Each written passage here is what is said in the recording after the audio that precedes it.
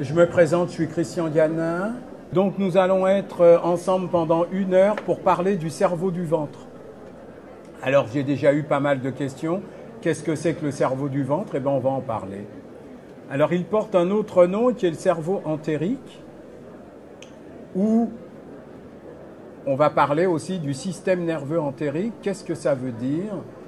Et pourquoi cette connaissance s'avère indispensable aujourd'hui pour vivre dans notre monde moderne et particulièrement de manière urbaine. Nous avons la chance en France d'avoir eu un certain nombre de chercheurs qui ont cherché un certain nombre de choses sur tout ce qui concerne le cerveau, et notamment Henri Laborie, qui déjà dans les années 50 avait écrit cette phrase, c'est-à-dire que tant qu'on n'aura pas diffusé une connaissance exhaustive sur le fonctionnement de notre cerveau, et qu'on n'aura pas compris comment il fonctionne, nous ne pourrons pas changer nos habitudes et nos modes de comportement. Il est évident que depuis les années 50, on se rend compte que non seulement on n'a pas compris véritablement comment fonctionne notre cerveau, mais que nos comportements ne se sont pas bonifiés. Et on va essayer de voir aujourd'hui pourquoi et comment essayer de prendre en compte un certain nombre de paramètres par rapport au cerveau de tête, celui qu'on appelle le cerveau de tête, et celui qu'on appelle le cerveau du ventre. Laborie avait exprimé une chose que connaissaient les traditions anciennes, c'est-à-dire que la pulsion de vie s'exprimait au travers de 4 comportements de base que l'on retrouve dans tous les comportements, qu'ils soient individuels, collectifs, sociaux, dans le monde de l'entreprise. Donc nous avons, au niveau de ces 4 comportements de base, en nous appuyant sur la connaissance du chercheur qui s'appelle MacLean, avec le cerveau triunique, le comportement le plus bas, qui est un comportement de consommation et qui touche aux besoins fondamentaux de l'être humain, c'est-à-dire boire, manger, copuler, et que l'on retrouve au niveau de l'activité de notre cerveau reptilien ou cerveau archaïque. Il y a aussi un comportement de fuite devant les dangers, devant les adversaires, ou alors un comportement de lutte, et de plus un comportement d'inhibition. C'est surtout le comportement d'inhibition qui va nous parler aujourd'hui. Pourquoi? Parce que le comportement d'inhibition apparaît à partir du moment où nous ne pouvons pas lutter contre un adversaire identifié, nous ne pouvons pas fuir. Et aujourd'hui, devant les pollutions multiples, les difficultés que vit l'humanité, soit sur le plan sociétal, sur le plan éducatif, sur le plan des notions globales, philosophiques, relatives à l'être humain, eh bien, nous sommes quasiment tous inhibés. Et cette inhibition, d'une certaine façon, nous la retournons contre nous-mêmes, puisque nous n'avons pas d'adversaire identifié, et nous créons des maladies auto-immunes. Or, tout ce type de processus, on pourrait dire, a ses racines dans le cerveau du ventre, alors que généralement, on ne tient pas compte de cette réalité et on fait des analyses, on fait des images à des coûts très très élevés, puisque l'imagerie médicale s'est fortement améliorée et technicisée ces dernières années, sans qu'on puisse trouver véritablement les solutions ou les modes de comportement appropriés pour qu'on puisse vivre relativement bien ensemble. Ces comportements fondamentaux, en fait, reposent sur les besoins fondamentaux et, d'une certaine façon, sur le concept de gratification, c'est-à-dire lorsqu'on pose une action et que nous sommes récompensés par le plaisir ou autre chose, à ce moment-là, on essaye de la renouveler. Si on souffre, si on a mal, eh bien, on essaye de la fuir, quand on peut la fuir. Parce qu'aujourd'hui, dans le monde de l'entreprise, il y a beaucoup de gens qui souffrent, qui vont mal, mais qui ne peuvent pas fuir parce qu'il faut travailler. Et du fait qu'il y a du chômage, eh bien, on subit, on inhibe et on retourne tout ça contre soi. Le comportement d'inhibition crée un nouveau syndrome qui a été mis en évidence par le docteur Arnaud aux États-Unis, qui est le TMS, tension syndrome myosite, c'est-à-dire qui crée des difficultés nerveuses et musculaires par le fait que nous inhibons notre capacité à pouvoir répondre à des agressions extérieures. C'est donc une inscription profonde du stress dans nos tissus qui crée des tendinites, qui crée des douleurs dorsales, qui crée... Alors effectivement, après, quand on vient dans un salon comme ça, on trouve des tas de personnes qui vous donnent des tas de choses pour guérir les tendinites, les douleurs dorsales, les lumbagos, les sciatiques. Et lui a trouvé un bon moyen déjà, c'est qu'il explique pourquoi les personnes sont malades de cette manière-là. Il paraît déjà de le comprendre, c'est 60% de guérison. Une fois qu'il l'a expliqué, il amène les personnes à se positionner par rapport à la douleur, une compréhension de la douleur corporelle et de la douleur induite par nos comportements sociaux et nos modes de vie sociaux. Et petit à petit, il arrive à soigner des douleurs qui étaient considérées comme incurables, c'est-à-dire des sciatiques, des tendinites qui durent depuis 3, 4, 5 ans. Et tout ça est dû, on pourrait dire, au caractère d'inhibition de notre activité ou de notre action dans le monde social ou familial. Alors, il y a un certain nombre d'études depuis une trentaine d'années, même si ces connaissances datent de la fin du 19e siècle, mais ils ont été repris par le docteur Gershon aux États-Unis, qui a réussi à prouver que tout notre système digestif est tapissé de neurones et que notre système digestif comporte plus de neurones que notre cerveau. Non seulement ces neurones tapissent tout notre système digestif, mais se comportent de la même manière que les neurones de notre cerveau, c'est-à-dire que ils sécrètent les mêmes types de neurotransmetteurs et un certain nombre de médecins américains d'ailleurs soignent les dépressions maintenant avec des suppositoires et ils se rendent compte qu'il y a moins d'effets iatrogènes en soignant les dépressions et toutes les maladies dégénératives du cerveau par l'intermédiaire de l'intestin. Alors nous verrons que l'intestin a un rôle prépondérant parce que l'intestin et le système digestif, c'est 80% de notre système immunitaire. C'est-à-dire, c'est ce système... Il y en a qui se battent avec le truc là-haut. Oui, oui, c'est ici. Vous pouvez approcher. Notre intestin, c'est 80% de notre système immunitaire. Et bien qu'on ne s'en rende pas compte, on perçoit souvent les choses avec notre intestin avant de les percevoir avec nos sens. Toute personne qui s'écoute, qui s'observe, qui apprend à se connaître, sait très bien qu'en arrivant dans une pièce, dans un lieu, ou quand on rencontre quelqu'un, par exemple le conférencier qui est sur cette scène, on se dit « Ah, je sens qu'il est sympa ». Et en général, c'est notre ventre qui parle, surtout quand on sort de table, d'accord ? Eh bien, notre ventre a des capacités de percevoir la réalité des choses au-delà de nos sens et essaye de dialoguer avec notre cerveau de tête, mais souvent notre tête se dit qu'elle sait plus que le ventre, d'accord, et inhibe le ventre. Tout ce qui est du domaine de l'autonomie, de la création de l'autonomie, de l'indépendance, de l'insertion de notre personne dans un collectif, cela passe par le ventre. C'est le ventre qui va capter si une ambiance est bonne pour l'intégrité de la personne ou s'il y a danger, de la même manière que le ventre d'un petit nourrisson, en fait, le pousse à vomir quand il y a une nourriture qui ne lui est pas adaptée. D'accord ? Malheureusement, en grandissant, souvent on est pris de nausées vis-à-vis de ce qui se passe, que ce soit la corruption internationale, que ce soit la barbarie, que ce soit la non-compréhension des humains entre eux. Et en fait, on ravale tout, en permanence, on ravale tout, on se sent de plus en plus mal et tout ça pèse de plus en plus sur nos systèmes organiques et finissent par donner naissance à des maladies chroniques.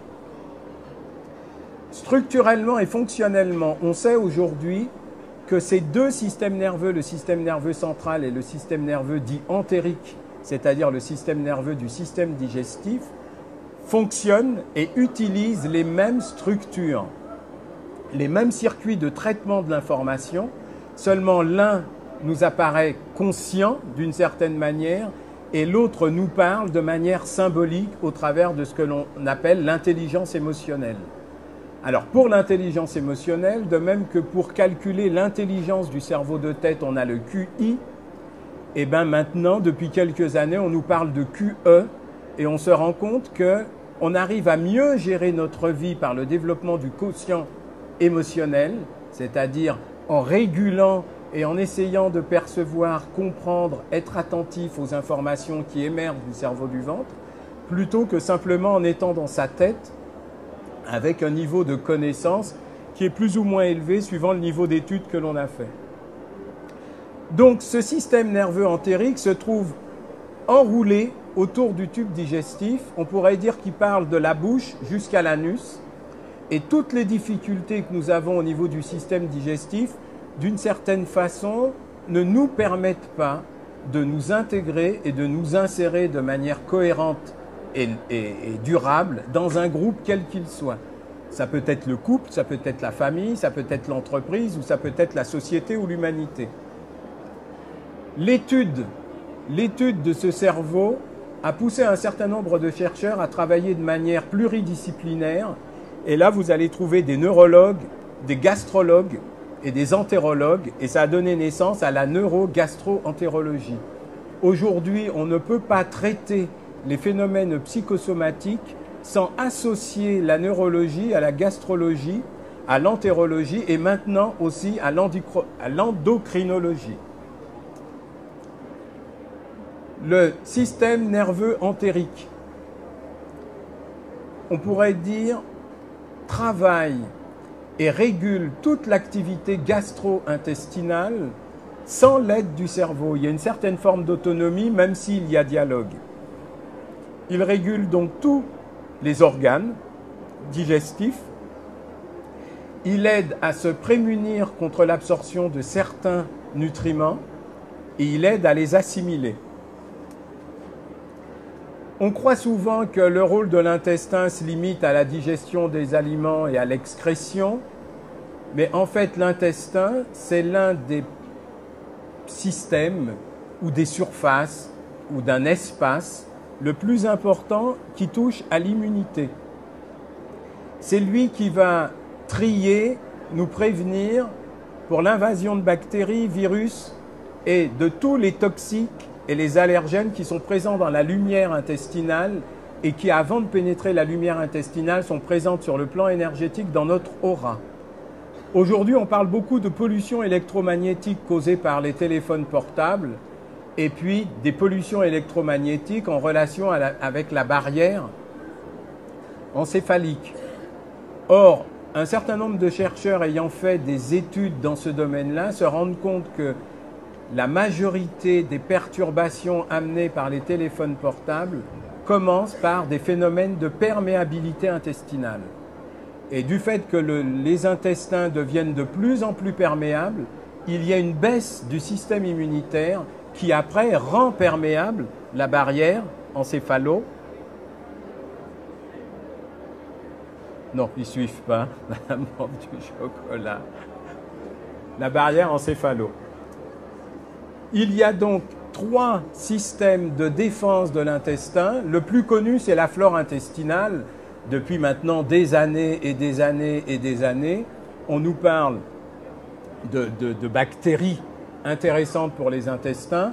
Et Danone nous a fait le plaisir de commercialiser ça et de faire la pub pour ce genre de choses. Il y a l'épithélium intestinal, c'est-à-dire toute la muqueuse intestinale, qui va par sa porosité ou sa non-porosité bloquer un certain nombre de toxines et pouvoir les évacuer avant que ça passe la barrière du sang. Et vous avez le système immunitaire intestinal avec toutes ses villosités et ses capteurs qui va pouvoir vous aider. Alors, de quelle manière communiquent ces deux cerveaux? Parce qu'il faut qu'ils communiquent.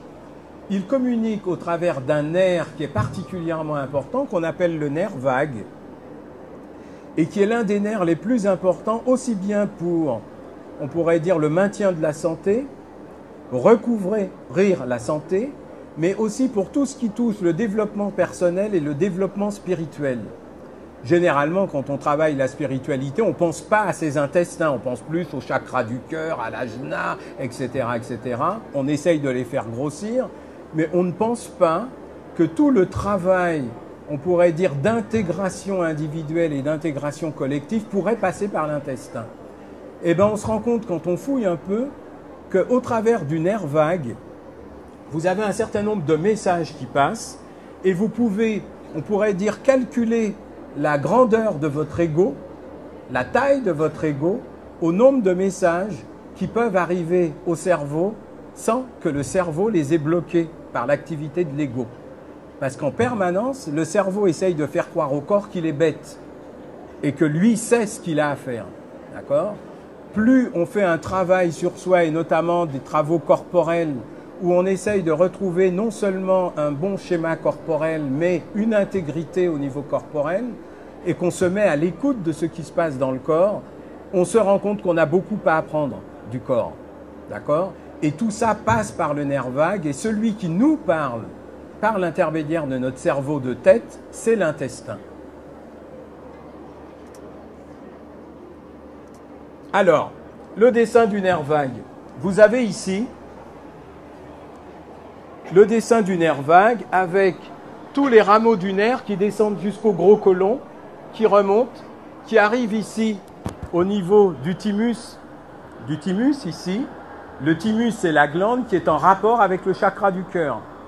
Si les informations qui montent de l'intestin vers la tête, puisque ça arrive au niveau de la moelle allongée là-haut, c'est-à-dire l'une des bases du cerveau reptilien, si les informations ne peuvent pas passer la barrière du thymus, vous n'êtes pas capable de pouvoir donner du sens à ce qui vit dans votre corps et qui vient du monde extérieur vers vous-même. Toutes les informations qui pénètrent dans votre aura passent par l'intestin avant d'atteindre le cerveau. Alors que personnellement non, parce que c'est pas comme ça que je fonctionne, mais généralement, on croit que ça passe par les sens et on fait descendre de la tête vers le corps ce que nous avons compris à l'aide des sens. Au niveau du centre du nerf vague extériorisé ici, vous avez ce que l'on appelle un chakra mineur. Un chakra mineur dont on parle très peu dans les livres de yoga ou dans les livres de spiritualité, dont on parle dans certaines écoles secrètes taoïstes ou certaines écoles secrètes hindoues. Ce chakra mineur qui fait partie de ce que l'on appelle le point d'assemblage qui a été popularisé par Castaneda, c'est le chakra qui nous permet de nous diriger dans l'espace, devant, derrière, haut, bas, droite, gauche, d'accord ? Parce qu'il va gérer toutes les informations qui viennent du cerveau entérique, il va les trier, les décoder et les faire passer par le cerveau droit, c'est-à-dire le cerveau symbolique, pour qu'en conscience, on puisse prendre conscience de l'environnement dans lequel on se trouve et qu'on puisse réagir de manière relativement intelligente. Je dis bien relativement parce que ce n'est pas toujours évident. De quelle manière on peut psychiquement approcher la réalité de ces deux cerveaux? Nous avons donc le cerveau entérique, qui est, on pourrait dire, le cerveau féminin. Ce cerveau entérique vous met en relation avec le temps naturel, le rythme des saisons le long de l'année. Il vous met en rapport avec la nature, avec l'élément eau, avec le féminin. C'est au travers de ce cerveau que vous pouvez développer vos sens internes ou vos sens psychiques. Il vous met en rapport avec le mouvement vital intérieur.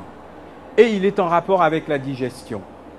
Vous avez par contre au cerveau de tête, qui est le cerveau cérébral, vous êtes en rapport avec le temps social. Vous vous rendez très bien compte que le temps social, la plupart du temps, n'a rien à voir avec le temps naturel. Il suffit de voir comment on se lève le matin, à peine on a un œil ouvert, on commence à faire sa liste. Il faut que je fasse les courses, emmener les enfants à l'école et tout. Et là, on n'est plus dans le temps naturel. Il y a donc une friction qui se passe entre le cerveau d'en haut et le cerveau du ventre, qui dit « Oh, tu peux encore rester 10 minutes au lit, tu as besoin de te reposer, etc. etc. » La friction commence à se faire. Après, vous avez le monde de la culture qui, la plupart du temps, est opposé au monde de la nature. D'accord ? Même si aujourd'hui, avec la nécessité de prendre soin de la nature pour notre propre survie, et non pas parce qu'on aime la nature, eh bien, la culture est obligée de réfléchir au monde de la nature. Vous avez le monde du feu qui est opposé au monde de l'eau. Vous avez le masculin opposé au féminin. Vous avez les sens externes, d'accord, qui nourrissent le mental, puisque le mental, c'est le 6e sens de synthèse. Vous avez l'immobilité, puisque si jamais le cerveau commence à bouger dans votre tête, très rapidement, vous avez une migraine. Tandis que dans le ventre, vous avez le mouvement. Si tout s'arrête dans le ventre, on ne vit plus. Et vous avez la réflexion par rapport à la digestion. Qu'est-ce qui va nous permettre de faire communiquer de manière intelligente et cohérente ces deux types de cerveau, ces deux types d'éléments, la culture et la nature? C'est le rythme amené par le cœur que l'on retrouve dans le ventre au niveau du péristaltisme et qu'on retrouve dans la tête au niveau du rythme crânien. Tout ça dépend du cœur. Vous avez donc un organe central qui est la poitrine, où vous avez l'axe du nerf vague dont on a parlé tout à l'heure, qui permet par le rythme de libérer les informations du ventre vers la tête, de se réapproprier les informations de la tête vers le ventre, et qui permet petit à petit, comme par une espèce de danse, de faire cohabiter ces informations qui la plupart du temps sont conflictuelles, de manière à les rendre complémentaires.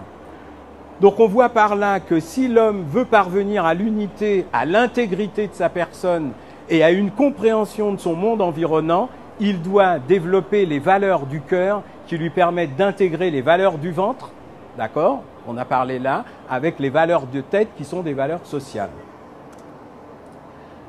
Alors, généralement, on croit que toutes ces données sont nouvelles, alors qu'en fait, les philosophies anciennes connaissaient déjà ça, aussi bien la philosophie extrême orientale, qu'on connaît au travers du taoïsme, ou la philosophie indienne au travers de la médecine ayurvédique. Pour les Chinois, l'intestin est l'organe de la sagesse, c'est-à-dire tout ce qui relève du cerveau entérique est en rapport avec la sagesse, et c'est dans le ventre, royaume de l'intestin, que repose non seulement le ki originel, mais repose, on pourrait dire, notre énergie essentielle que nous captons de nos parents, c'est-à-dire l'énergie de nos ancêtres. Toutes les tensions psychiques, tout ce que nous n'avons pas digéré dans notre vie depuis le moment de la conception jusqu'à aujourd'hui, nous ne l'avons pas digéré. C'est le rôle du ventre de digérer non seulement les aliments, mais les expériences relationnelles que nous tissons avec notre environnement, que ce soit vis-à-vis d'une pierre, d'une plante, d'un animal ou d'un autre être humain. Tout ce qui n'est pas digéré va reposer sous forme de mémoire au niveau des cellules des différents types d'organes qui composent notre système.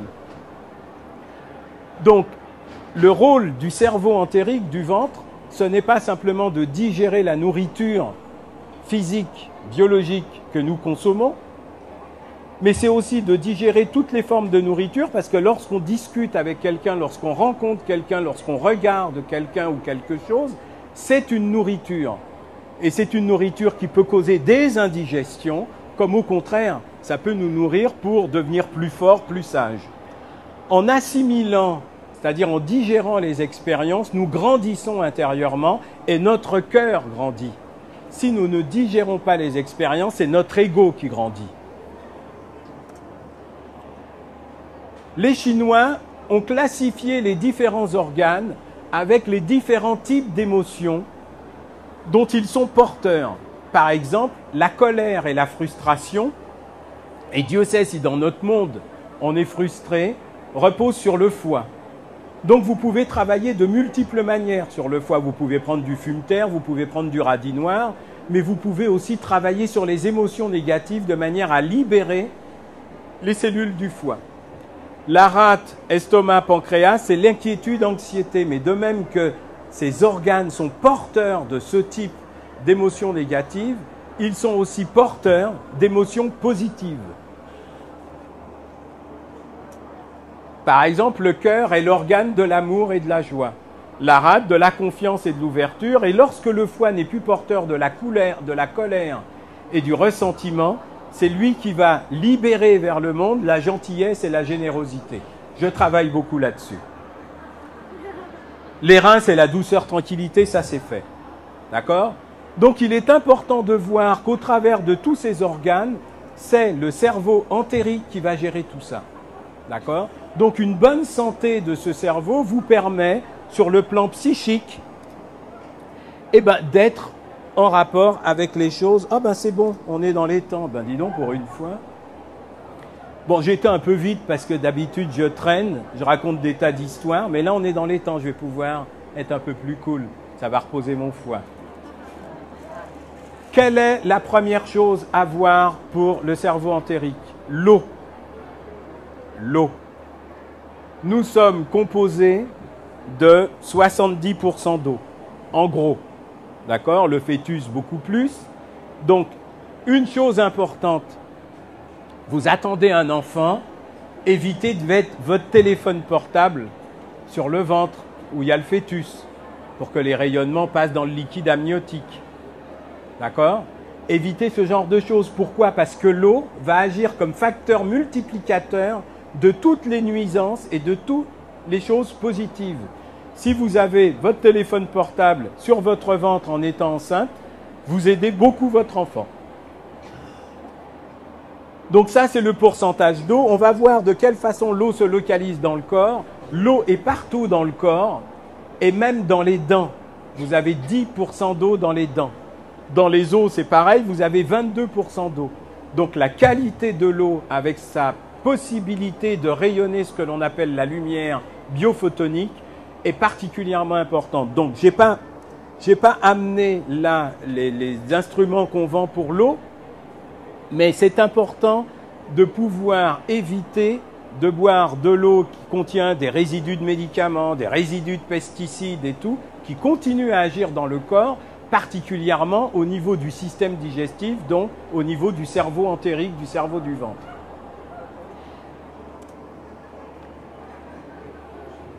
La qualité de l'eau permet de véhiculer et de propager, j'ai pas de photo là, de propager les rayonnements lumineux qui sont issus de l'ADN.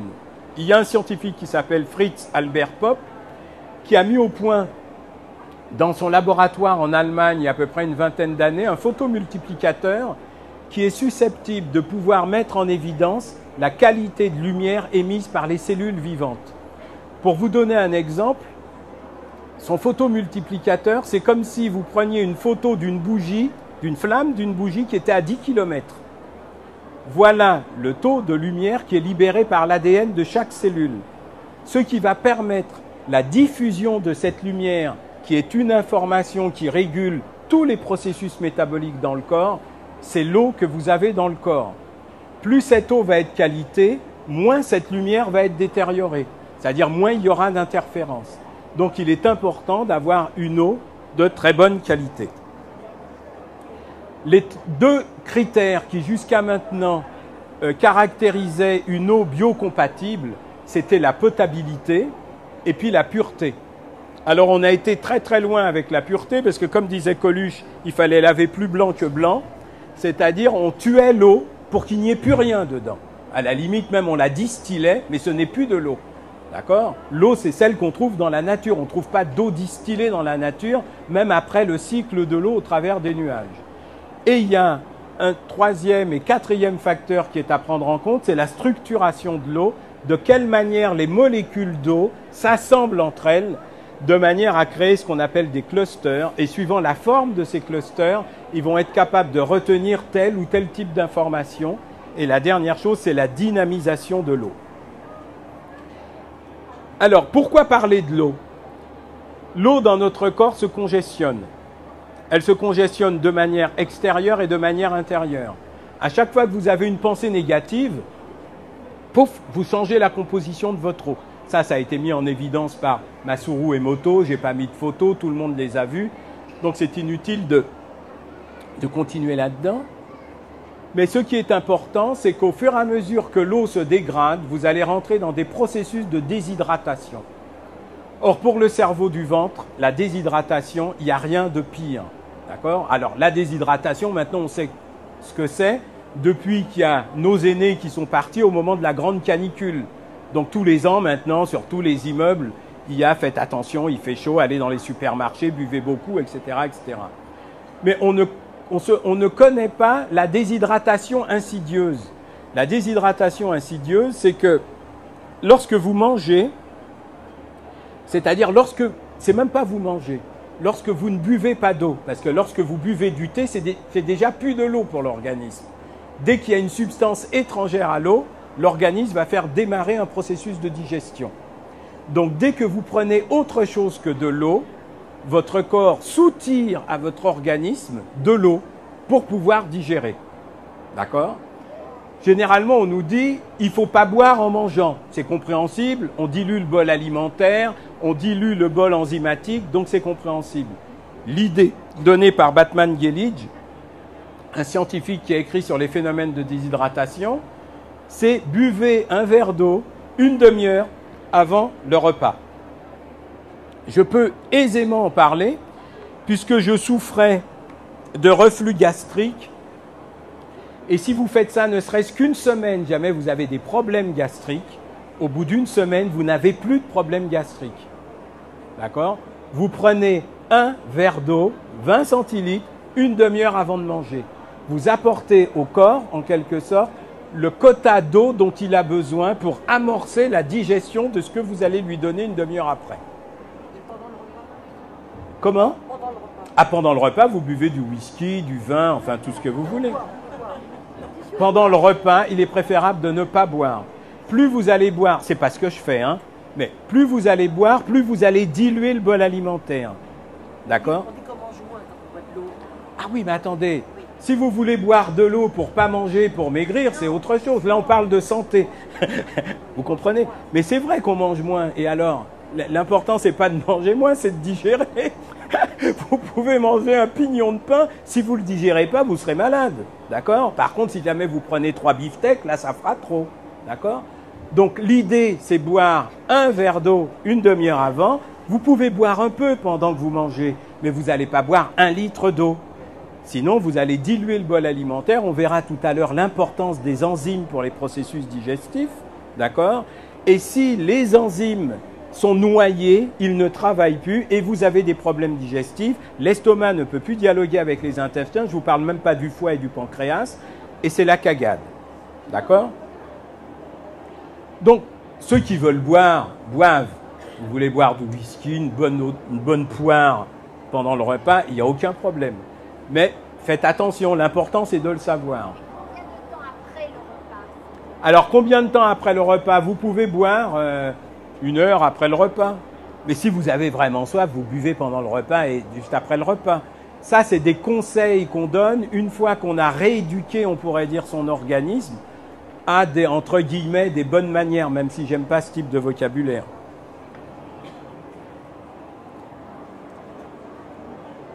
Voilà. Donc voilà les conseils donnés par le docteur Batmanghelidj qui a écrit un petit livre qui vaut 3 fois rien, je crois que ça vaut 19 €.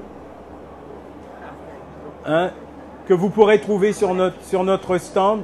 Si jamais vous achetez ce livre, une fois que vous l'avez lu, faites-le circuler. C'est un livre qu'on ne laisse pas sur une étagère. Tout le monde devrait être au courant de ça. Batmanghelidj a créé des cliniques aux États-Unis. Il est mort malheureusement il y a 2 ans. Il a créé des cliniques aux États-Unis où il soignait les gens qu'avec de l'eau. Et de l'eau du robinet, pas de l'eau Montroucou ou Montcalm. De l'eau du robinet. Comme quoi, réapprendre au corps à se réapproprier l'élément eau, c'est l'élément du cerveau entérique, c'est ramener un certain équilibre, une certaine cohérence et une harmonie au niveau de notre métabolisme. Donc le corps a besoin en moyenne, ça c'est une question de corporéité, c'est une question, si vous êtes sportif de vos niveaux, vous allez boire plus de 6 verres ou 8 verres, d'accord? Mais il a besoin en moyenne de 6 à 8 verres par jour, de manière à pouvoir assumer son travail métabolique. Alors, le rôle des enzymes. Les enzymes, c'est les petits travailleurs du corps. Vous savez, c'est comme les micro-organismes dans le sol. S'il n'y a pas de micro-organismes dans le sol, vous n'obtiendrez rien.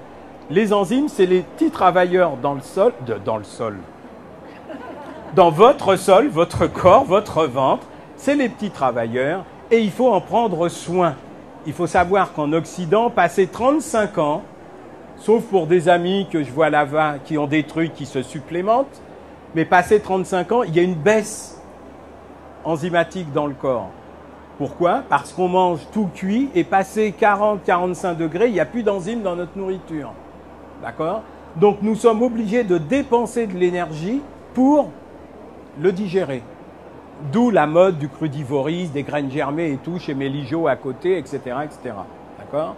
Vous pouvez prendre des suppléments nutritionnels, des fibres, etc. Mais les enzymes, c'est quelque chose de capital. On parlera tout à l'heure de différents types d'enzymes.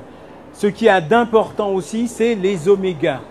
D'accord? C'est les graisses. Il faut savoir qu'il y a un équilibre à trouver entre le gras et l'eau dans le corps humain. Pourquoi? Parce qu'il y a des sites qui sont hydrophiles, qui ont besoin de beaucoup d'eau, et il y a des sites qui sont hydrophobes, qui n'ont pas besoin d'eau pour travailler. Et les gras, les acides gras essentiels permettent à ces sites d'être dans une situation optimale pour leur travail. Vous avez un stand, je ne me souviens plus du numéro, qui s'appelle Holonage, qui fait des très bons acides gras essentiels avec des cures contre les douleurs, etc., etc. Je vous conseille d'aller les voir, ne serait-ce que pour l'information. Holonage, H-O-L-O-N-A-G-E. Donc il y a deux grandes familles d'enzymes, on ne va pas les détailler, c'est les enzymes digestives, d'accord? Et puis vous avez les enzymes métaboliques qui vont gérer la vision, les muscles, les nerfs, etc., etc. Si vous avez des problèmes au niveau des enzymes, eh ben vous allez sentir que votre corps, eh ben, il part un peu en vrille, d'accord? Vous allez avoir une douleur à un moment, une autre douleur, et on ne pense pas aux enzymes. D'accord? On va voir l'ostéopathe, on va voir le kiné, mais des fois, simplement avec une supplémentation enzymatique, on permet au cerveau du ventre de sécréter les substances dont le corps a besoin pour recouvrer la santé. Bonjour Diane.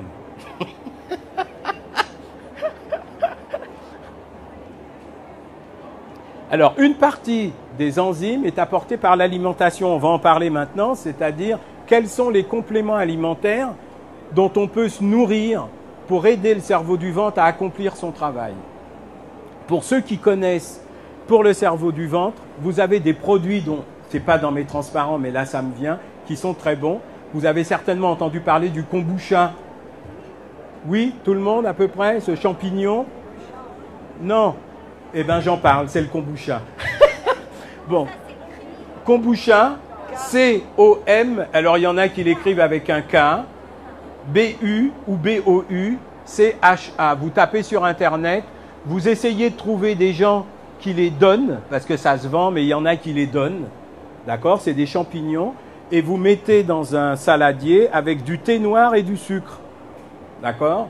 C'est très très bon pour le cerveau du ventre, c'est-à-dire de boire ça, ça va permettre à votre ventre de sécréter des substances qui vont permettre à vos organes de sécréter les enzymes ou de travailler avec les enzymes de manière cohérente. Vous avez le kombucha, vous avez le kéfir, que vous devez connaître, soit le kéfir lait, soit le kéfir fruit, suivant les allergies dont vous êtes porteur. Et puis vous avez le brotrunk. Je ne sais pas, jamais vous connaissez le brotrunk. Le mou de pain. D'accord? Ça vient de Russie. Donc vous tapez brotrunk. Alors je vais épeler, hein. Vous tapez brotrunk sur Internet, B-R-O-2-T-R-U-N-K. Alors vous l'avez en poudre ou vous l'avez en liquide. Alors le liquide est quasiment imbuvable. Alors il y a des gens qui sont spécialistes. Plus c'est mauvais, plus ça leur fera du bien. Donc ils font des efforts. D'accord? Moi j'arrive à boire quasiment tout, mais là, tous les matins, c'est dur. C'est pire que du vinaigre, mais c'est particulièrement intéressant. Si vous n'arrivez pas à le boire, vous le mettez sur votre peau et ça traverse la barrière épidermique, et ça pénètre dans le sang. Là, vous avez, on pourrait dire, de l'acide lactique dextrogir ou lévogir, je ne sais plus quel sens, qui est très très bon pour l'organisme et qui permet à l'intestin de se reconstruire. D'accord? Donc ça, on ne le vend pas sur le stand, je vous en parle, vous pouvez le trouver dans les Biocoop ou les magasins de diététique.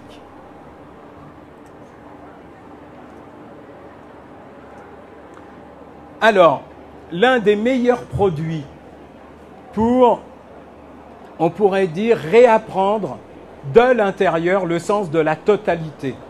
Alors, la totalité, la systémique, le holisme, on peut l'apprendre en allant à la Sorbonne à des cours de philo, mais c'est la tête, d'accord?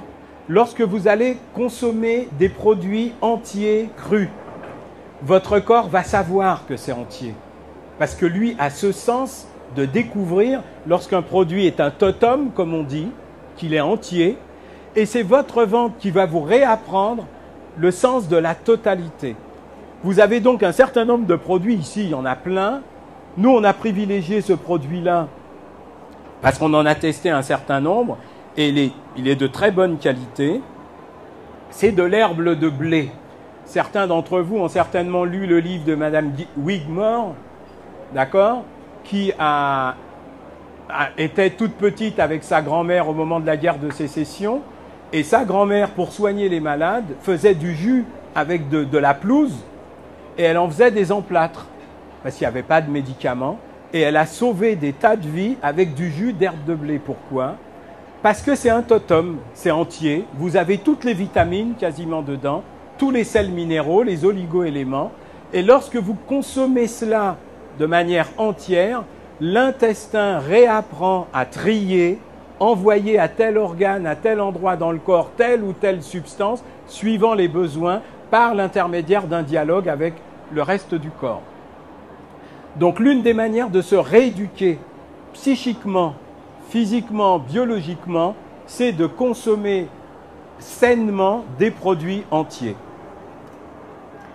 Le deuxième produit qui est incontournable, nous sommes tous malades de notre système digestif. C'est le psyllium. Le psyllium, c'est du tégument de plantain. Alors, je ne veux pas créer de polémique. Hier, il y a 2 personnes qui sont venues qui cherchaient du psyllium brun. Beaucoup de chercheurs, de thérapeutes disent qu'il ne faut pas prendre du psyllium bien parce que le brun irrite l'intestin. Il faut prendre du psyllium blond. Ce qui est particulièrement intéressant avec ce psyllium, c'est que c'est léger, c'est doux, c'est féminin, ça englobe, d'accord? Et ça va créer... Alors, c'est vous qui parliez de boire parce qu'on mange moins. Avec le psyllium, on mange moins parce que ça crée un gel qui gonfle dans l'estomac. D'accord? Donc vous pourrez maigrir en toute sécurité. Pas grossir. Pour pas grossir. D'accord? Ça ferait donc un gel qui va drainer toutes les toxines de la bouche à l'anus, les métaux lourds, d'accord? Les parasites. Et si vous êtes victime de constipation, va vous faire aller. Si vous êtes victime de diarrhée, au contraire, va tout calmer. D'accord? Donc c'est un remède multifactoriel qui va travailler dans votre organisme à vous faire vous sentir vraiment bien. Quand on est bien dans son ventre, on est bien. D'accord? Le Régulate, alors vous l'avez sur plein de stands ici. C'est, on pourrait dire, la Rolls-Royce des produits. C'est quelque chose que j'appelle, moi, un redresseur de terrain. C'est-à-dire que si jamais vous avez un pH acide, vous allez faire une cure de Régulate. Tout le monde ne le supporte pas parce que c'est acide, d'accord? Et ça peut augmenter l'acidité dans un premier temps. Tout le monde ne le supporte pas, mais si vous le supportez, je vous conseille fortement de faire des cures 1 fois ou 2 fois par an, de manière à redresser votre terrain et à offrir à votre cerveau entérique la capacité de travailler tranquillement. Et ça, on en a déjà parlé. Voilà. Donc voilà, j'ai terminé, je suis dans les temps. Vous avez ici, auprès de cette dame, elle va vous remettre des enveloppes avec un petit cadeau. Vous dites pas merci? Ah! Et ce petit cadeau, ah, madame n'est pas habituée, mais si, chez nous on est habitué. Ce petit cadeau, c'est un petit sachet de psyllium. D'accord? Donc vous pourrez tester et vous pourrez voir en fait si ça vous convient ou pas, parce que c'est toujours pareil, hein, il faut s'écouter. D'accord? Je vous remercie de votre écoute. Je ne sais pas, il y a peut-être 1 ou 2 questions.